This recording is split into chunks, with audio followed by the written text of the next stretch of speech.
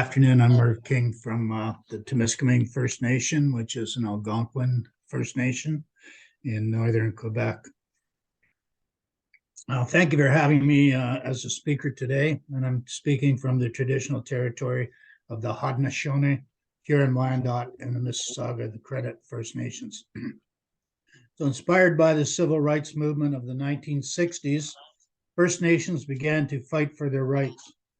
Continuous and systemic oppression by provincial and federal governments has led to the silencing of Indigenous voices. Their concerns were met by such little government recognition that the only way to get attention of the governments is to stop the commerce of the country by creating blockades on railroads, roads, highways, and waterways. February was the third anniversary of when First Nations came together supporting one another.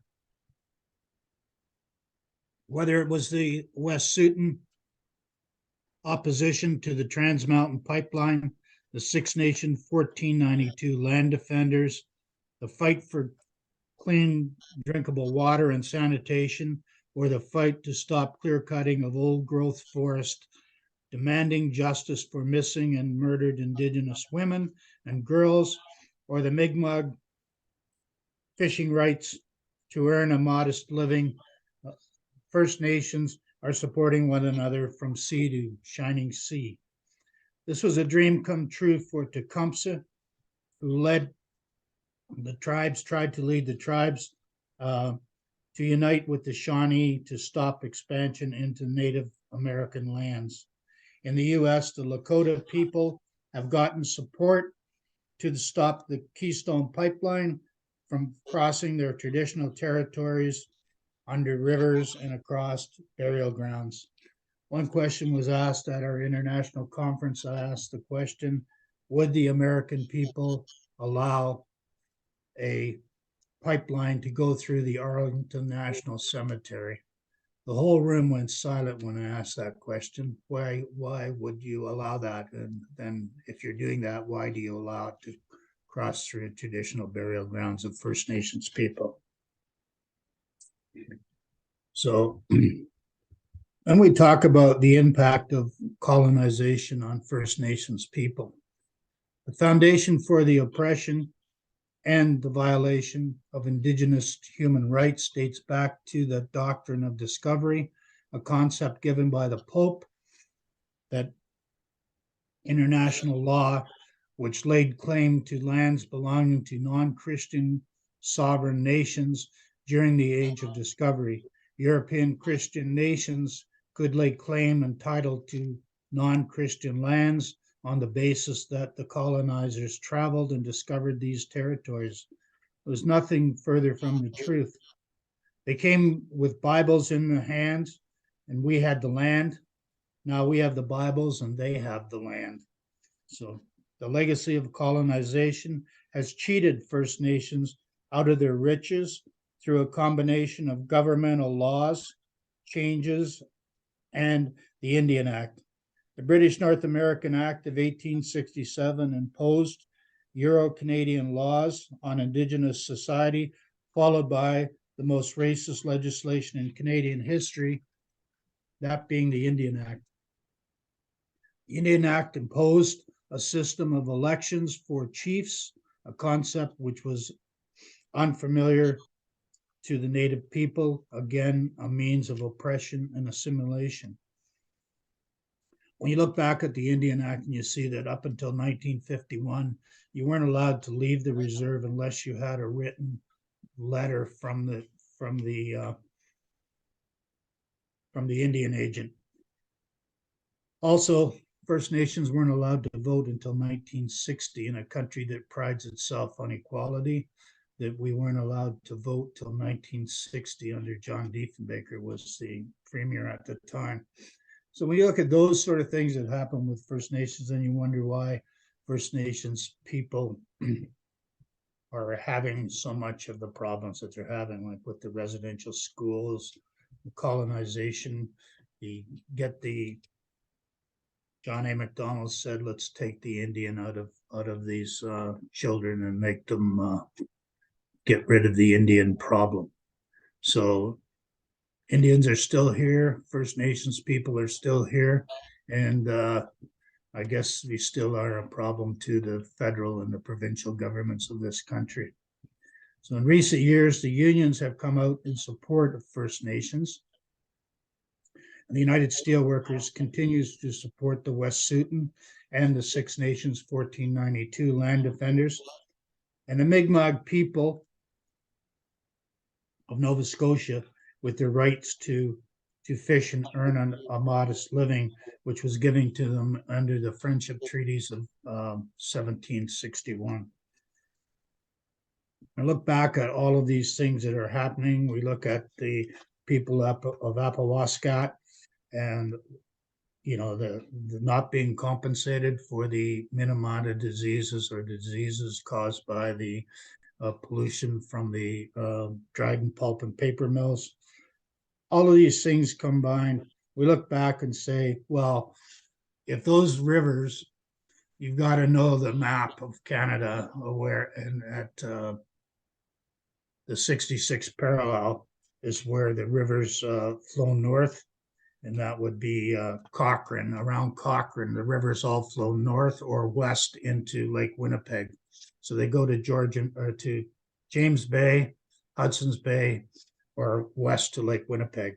If those rivers all flowed south, then there would be no problem with the people of Appawaskat, because those rivers would have been affecting people in southern Ontario, and those people would have noticed that they couldn't drink the water. So we look at the bottled water situations on the reserves in the north. Some people have grown up their whole life and never tasted water out of the tap on their own property. When you think about that, when you turn on the tap and it turns out to be brown and rust, and when your kids take baths in the water, they come up with rashes and skin irritation from the water itself. Those are things that we need to look at. And so, like I said, in recent years, the unions have come out in support of the First Nations. Steelworkers continue to support the Wet'suwet'en, the Six Nations 1492 land defenders, and their defense of their encroachment on their traditional territories. And we see a union supporting and the support from the leaders of the Six Nations, such as Schuyler Williams and Logan Stats and Layla Stats, with the support that we gave them when we've had major protests at Queen's Park in Toronto. We've had them come and speak and invited them to the Union Hall and participate with us in all types of demos. So what's been happening with them is the land encroachment on their territory, which was given to them for supporting the British against the Americans in the War of Independence, and also for the Americans and the War of 1812, when a tract of land called the Halderman Tract, which was 6 miles on either side of the Grand River from its headwaters all the way down to the mouth of where it flows into Lake Erie. That land was all given to them, and since that time, the land has been shrunk, taken away. I said communities have grown up along the river, and those communities are actually on First Nation land. When we see all of this happening, 3 years ago when we stopped the railroads, I think the people of Tandanaga set up a blockade on the railroad. We see people farther north in Ontario, the Ojibwe people stopped the roads and the railroads. It's had people stopping the bridges coming across from the United States to Canada. And really, when you think about it, a small group of people were able to stop the commerce of a country for 9 full days. It's kind of hard to believe that we could, with the help of colonial people. We see that that kind of support, when you can stop a country's commerce, that's a pretty big thing. And I think that people did a lot of hard work, and part of the way that the government stops these types of blockades and demos is through injunctions. So they will get a court injunction against the First Nation and to remove the blockades. So people who understand injunctions the most are the First Nations people and also union people. Union people understand what a court injunction is all about, because God knows the unions have enough court injunctions put against them themselves. So I guess what we need to talk more about is what we can do when we see that all of the Brian and I talked about a few things about the American Indian movement, which started after in the 1960s and gained a lot of support, sort of modeled after the Black Panther organization, and what it had done for the human rights, for civil rights for people in the United States. So when we take all of these people now that we have, and we look back, and I guess one of the great chiefs of Standing Rock actually was Sitting Bull. He was a Lakota, and he was a victim of systemic racism himself. He once said, "Let us put our minds together and see what life we can make for our children." And I like to say that when we talk about making a life for our children, First Nations people believe that it's for 7 generations to come. The next 7 generations is what we do now will impact us for 7 generations. So hoping that we have a better future ahead, and that First Nations people will get their equal share of the wealth that they create within this country, within their territories.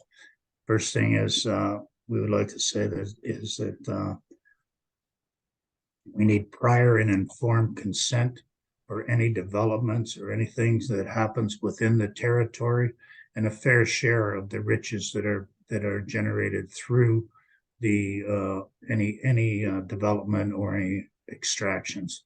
Also, too, I see in the news lately the five bands have come together to stop the Ring of Fire road being built into the Ring of Fire, which they believe is going to be an environmental disaster for First Nations people. It'll affect their livelihood. It's going to affect their gathering and their hunting, fishing. All of those things are going to be impacted by the building of a road into that territory. And it's just for the greed of the mining industry and the people who govern the province of Ontario, Mr. Ford and his colleagues. So thank you for having me speak here today. I guess Brian will be filling in the spots I missed, and I hope that everything goes well for the rest of the day. Thank you for having me again. Miigwech. Thank you. Thank you so much, Merv. That was wonderful. And now we'll pass it over to Brian. Oh, okay. Thank you very much, Merv. Thank you, Chantal. And just like to start just to acknowledge the land I'm on, which is the traditional territory of many nations, including the Mississaugas of the Credit, the Anishinaabe, the Chippewa, and the Haudenosaunee and Wendat peoples. It is now home to many diverse First Nations, Inuit, and Métis peoples. Toronto is also in the Dish with One Spoon territory, which was a treaty between the Anishinaabe, the Mississaugas, and the Haudenosaunee that bound them to share the territory and protect the land in the spirit of peace, friendship, and respect. And as with all land acknowledgements, really they aren't sufficient. We have to build concrete links to the struggles that Indigenous people are working on, and that is the whole topic of our discussion today. So, so I just wanted to start by talking about last Wednesday. Last Wednesday, 5 Wet'suwet'en land defenders were arrested at Gittenden checkpoint on Wet'suwet'en territory during a raid by the RCMP, and they were serving a search warrant for, among other things, a steel chainsaw. So the raid happened 1 week before the Wet'suwet'en hereditary chiefs, land defenders, and supporters will be protesting at the RBC annual general meeting, which is happening next Wednesday at April 5th in Saskatoon. And the protests are happening for their role in funding the Coastal GasLink fracked gas LNG pipeline, as many of you know. And yesterday, as part of the lead up to that, those actions, 40 actions took place across so-called Canada on Fossil Fuels Day, decrying the raid, the continued harassment, and calling for RBC to divest from CGL and from fossil fuels. The campaign against RBC targets Canada's biggest fossil bank and has been a focus for climate and Indigenous solidarity activists, led by groups like Decolonial Solidarity and the youth-led Banking on a Better Future, that during the pandemic has kept the campaign going when mobilizing has been difficult.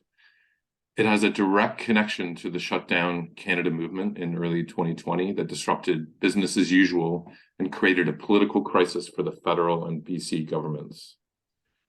So the fact that the RCMP were seeking a chainsaw brings to mind an indelible image from February 2020, when RCMP goons cut through a sign reading reconciliation that blocked the bridge to Innistoten camp as they invaded Wet'suwet'en territory.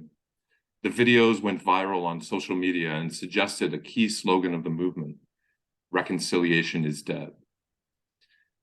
Last week's raid also continues a systematic campaign of harassment, intimidation, raids, and arrests by the RCMP's Community Industry Response Group Unit, also known as SURGE from the acronym, that targets Wet'suwet'en people on their own unceded land.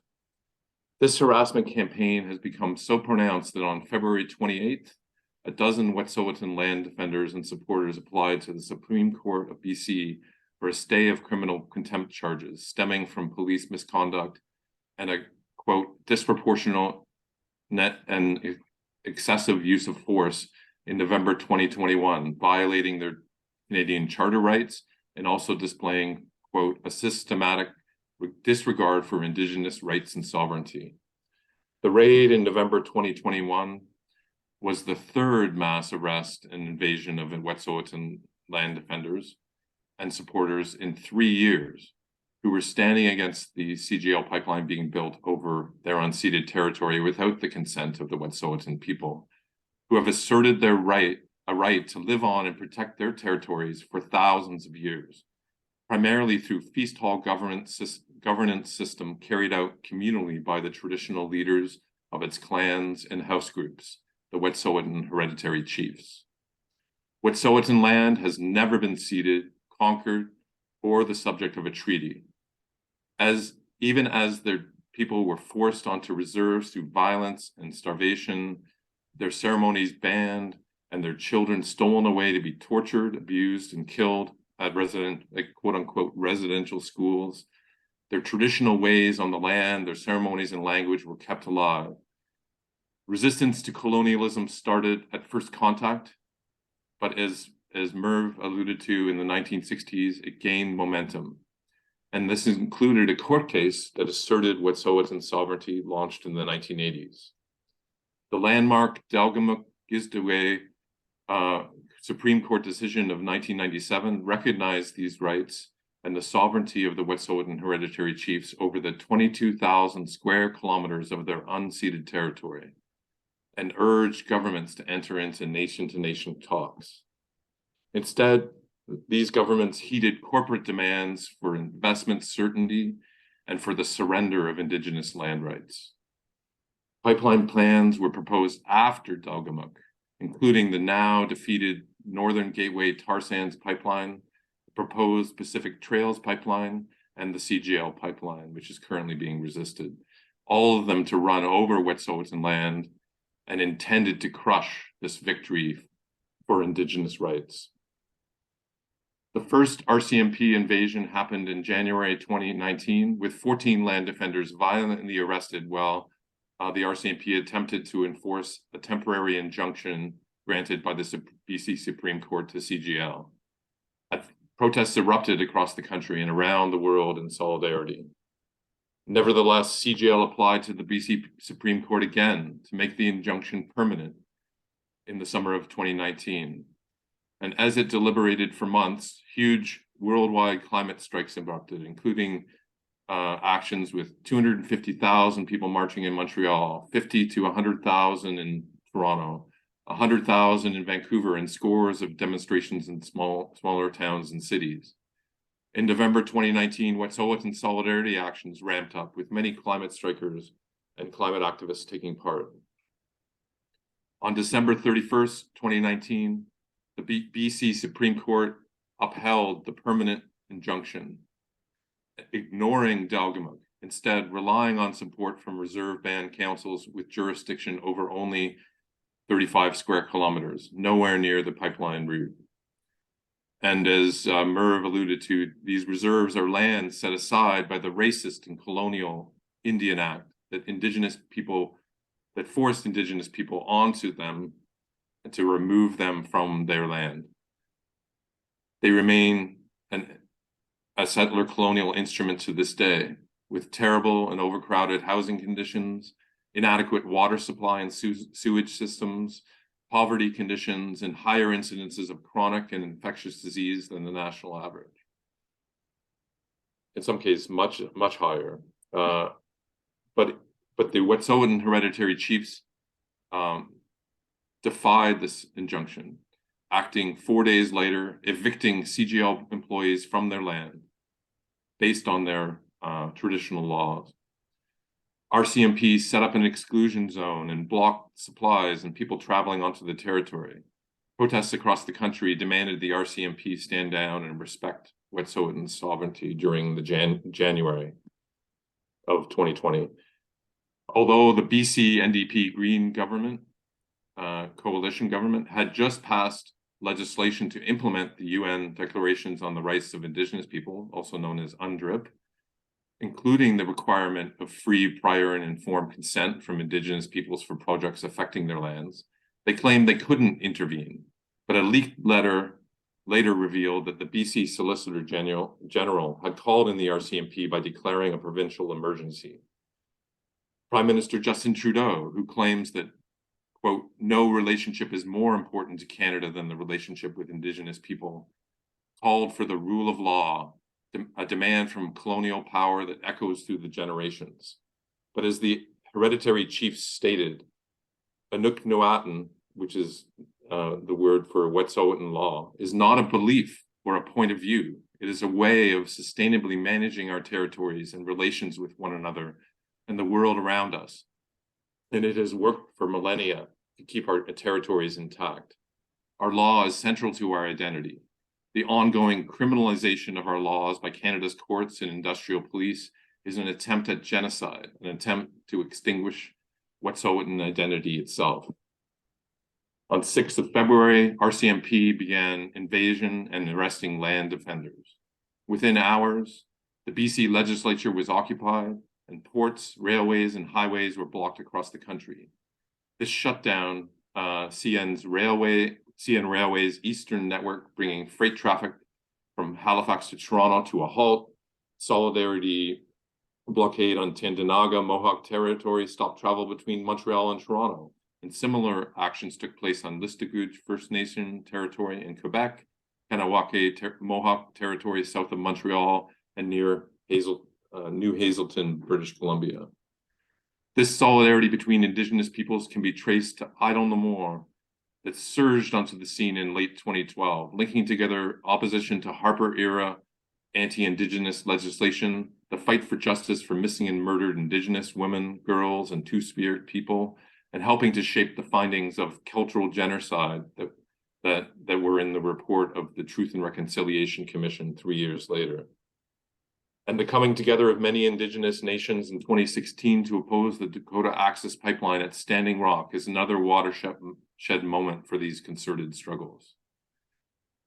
On February 9th, the 300 members of the International Longshore and Warehouse Union Local 502 at the Deltaport Container Terminal, who arrived for the morning shift, treated a blockade set up by protesters in solidarity with Wet'suwet'en as a picket line and refused to cross, closing the port until police enforcing an injunction arrested 14 protesters the next day.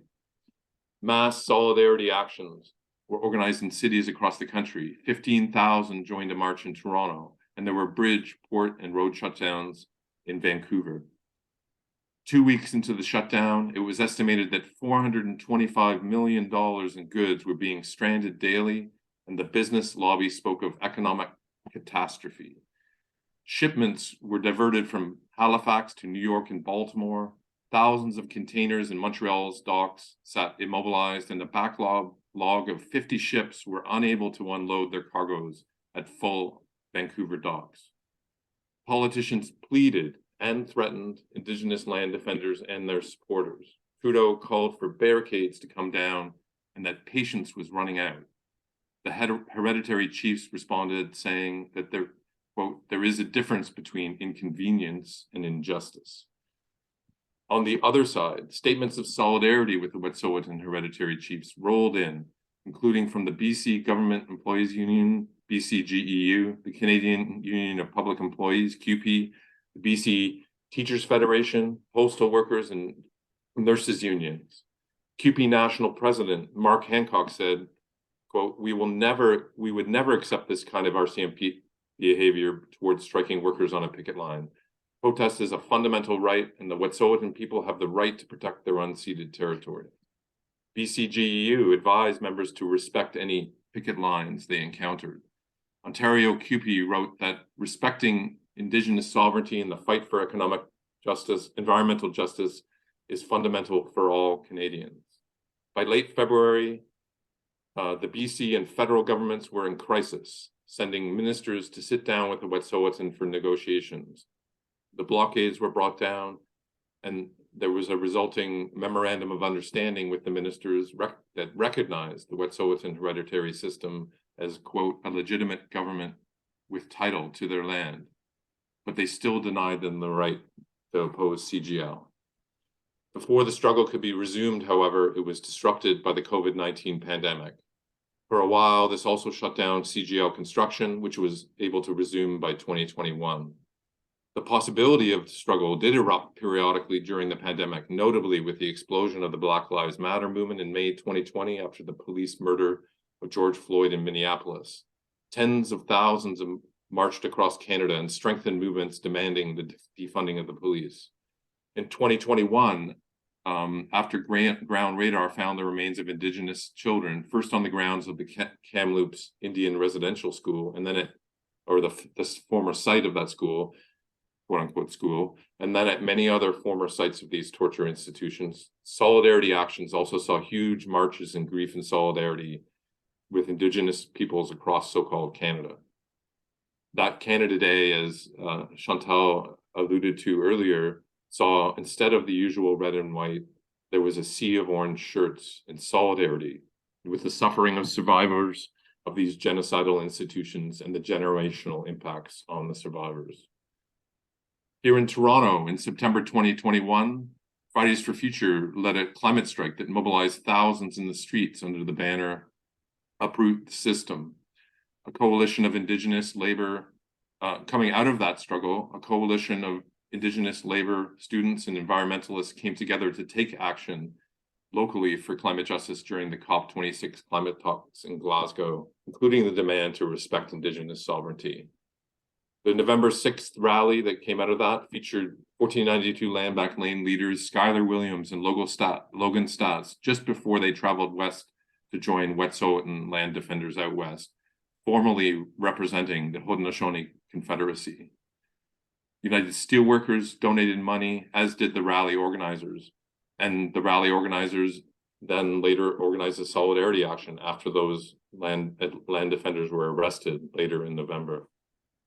This network has formed the basis for Climate Voice, a continuing network whose mandate is to mobilize people broadly, linking together various demands for climate justice, including respect for Indigenous sovereignty and the need for a just transition for communities and workers, among other climate justice demands. These draw on the demands set forward in the 2015 LEAP Manifesto, the 2019 Pact for a Green New Deal, and the 2020 Just Recovery for All initiative that inform climate justice movements, but which all mainstream political parties in Canada have failed to embrace. Settler colonial states like Canada rely on foundational anti-Indigenous racism, informed by concepts like terra nullius, that these lands, the lie that these lands were empty, and the doctrine of discovery, as Merv mentioned earlier. And there are dangerous forces that are mobilizing that identify with this settler colonialism and support continued fossil fuel use, including far-right elements that have organized to counter climate activism and Indigenous rights. In the Yellow Vests of 2018 in Canada, the United We Roll campaign of 2019, and at the center of organizing the so-called Freedom Convoy of 2022. It is there we've seen the reassertion of pride in Canadian settler colonialism and the return of the red and white flag. And they are a threat to mobilizing for the future. Trudeau's promises of a new nation-to-nation relationship with Indigenous people and committing to tackle climate change have proved hollow as he continued Harper-era energy superpower policies under the cover of embracing Indigenous cultural expression and adopting the language of Indigenous liberation. The budget introduced last week, while continuing the funneling of money to fossil fuel companies through tax breaks for unproven carbon capture, utilization, and storage technologies, also provides tax breaks for mining companies that extract the, quote, critical minerals for electric vehicle battery technology. These policies align with the Ford government's push to further develop the Ring of Fire, as mentioned by Merv, where mining and clear cutting has poisoned the land and the waters for First Nations who call that area home. Building the links between the fight for a just transition to truly green jobs for workers means connecting to the Wet'suwet'en opposition to CAGL, but also building the links to the newly formed Land Defense Alliance of these 5 First Nations who have pledged to oppose the expansion of mining on their lands for a future for their children. As Dene scholar Glenn Coulthard wrote, "For Indigenous nations to live, capitalism must die. Capitalism's profits rely on access to resources that lie on Indigenous lands to feed production, but are generated from surplus value, which is the difference between the value created by workers in production and the cost of their labor power to the bosses. While workers' mass action to challenge capitalism can often seem far off, the incredible mass strikes in Britain and France show that these are possible in the conditions we face in 2023.